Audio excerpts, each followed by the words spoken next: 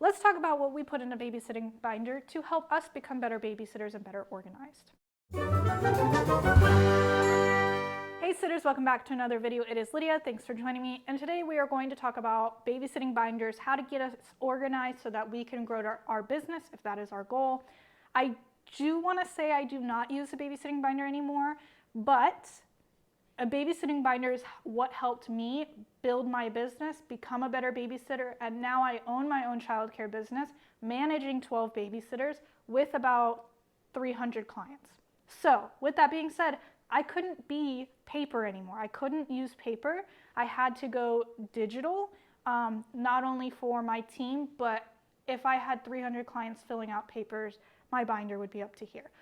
And some of this information that is collected, I did have to share with my team, and sharing it digitally was better than making copies and giving it to everybody. So with that being said, again, I do credit a babysitting binder to helping me get to where I am today. So let's talk about what I had in my babysitting binder and what I would add to it today if I still had one. Alrighty, let's get into what you should have in your babysitting binder. First page is your money log. On your money log, you should have the month and the year, so you know what month you're logging, but then also who, when, time that you babysat, amount paid, and type of payment. So type of payment like Venmo, cash, check, whatever it may be of how they paid you. But in the amount column, I also put what I'm expecting them to pay, like what they owe me and what they paid me, so I can see if I'm being gypped or tipped. So that is my first page, is that babysitting money log. In this pocket here, I have the before you leave and while you were gone form. Before you leave takes all the information for that night. Remember, we talk about the long form information, right? Long term, long form, things that don't really change day to day or change week to week. And those are updated 6 months. We'll get into that later into the binder. But this information is every night stuff. So when is bedtime? What's the routine? Are they in a good mood or a bad mood? Has that emergency contact changed? What time is dinner and what are we having? So things that are really pertaining to that night. And then while you were gone, kind of gives them a rundown of what you guys did while they were gone. So those, I have a couple different, I have multiple copies in that sleeve, so I can just pull it out and use it for that night. And I'm prepared. Okay, moving on to my second page is the babysitting referral tracker.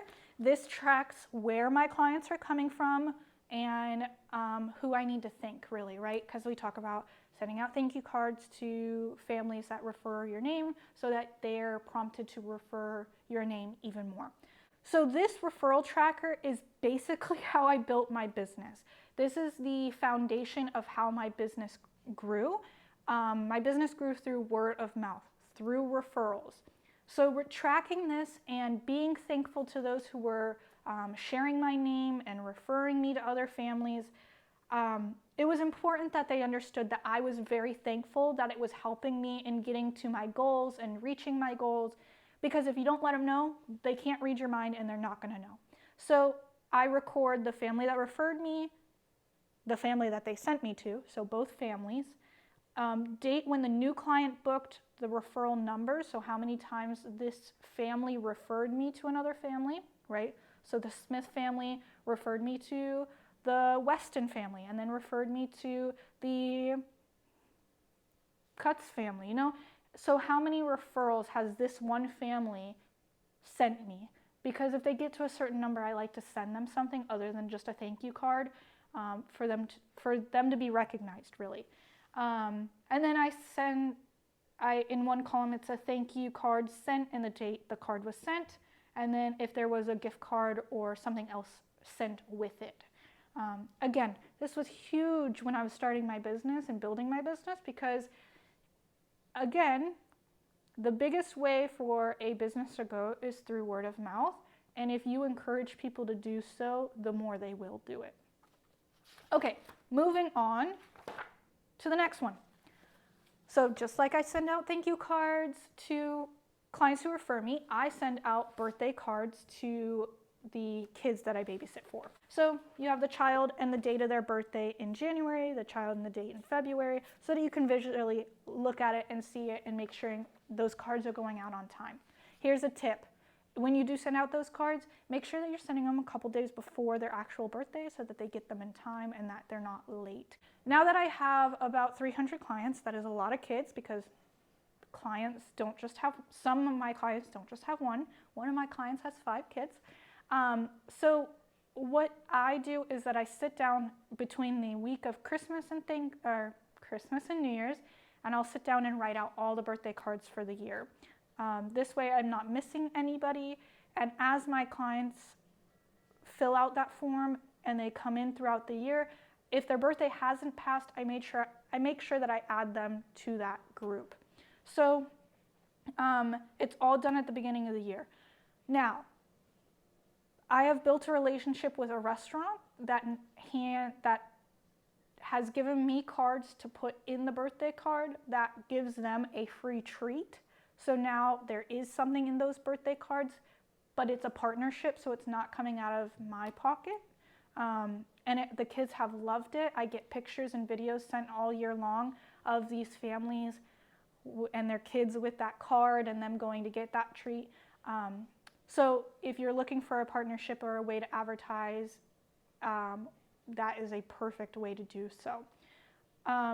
And it's a great marketing tool because the families will, like the family that has 5 kids, guess how many times I'll end up in their mailbox? 5 times over the year, they'll be reminded of me and my team and say, oh yeah, I need to get them on the schedule. I need to schedule a date night. I'm due for a date night, things like that. So it's a great way to market yourself, and as you grow, you're going to want to track that because it is easy to remember 5 kids' birthdays, right? But once you start to get more and more clients, you're going to need to track it. So, birthday tracker. And the next one is right along that line of the parent's anniversary. I like to send an email out to all of my clients during their anniversary. They give me that information on their own. It's not required that I get that information when I take down when they fill out that form for the first time, the new client form. So not all of my clients get an email, but those who put their anniversary down do get an email saying, hey, we see that your anniversary is coming up. Why don't you book with us so that you have a date night for anniversary, right? For your anniversary. A quick text to some of my closest clients, right? Those that I know very well and I see them very often. I do like to text them on their anniversary as well. Same thing with the birthday tracker, with the anniversary tracker. You can use it in multiple different ways to market yourself and keep top of mind of your clients throughout the year. Moving on is that new family information form. This is going to be your biggest help when working with clients and new clients. This takes down all of the family's information. I like to have my families fill this out every year, even if they're clients that have been with me for 6 years, because things change, addresses change, emergency contacts change, allergies change. So I like to keep them updated every year, but this keeps everything in one place for that family, and it gives you all the information you need to know about that family. Remember how I said in the beginning of the video, you have that short-term information, the one that helps you through the night. This is the long form. The allergies, if there's any allergies to medications or to foods, their birthdays, their anniversary, phone numbers, email address, home address, any behavioral anxiety issues, stuff like that. So I have put that all in one form for them to fill out when you start working for them for the first couple times. Stay tuned till the end of the video because I will give you a link on where to find all of these forms so you don't have to do it yourself. It'll all be done for you and you can print them out and start your babysitting business. Moving on to the back of the book here, I have my business cards, right? Because when you are advertising yourself, obviously you're babysitting for a family. They don't need your babysitting cards, but my clients like to refer me to others and ask for cards sometimes. So having them on hand to hand out to a family, to hand to their friends is going to be your best option. So some of my business cards are in the back here. I have a notebook to just journal down marketing ideas, topics I like to go over or talk about here on YouTube or with my team. I talk about just things that I want to keep note with for future reference.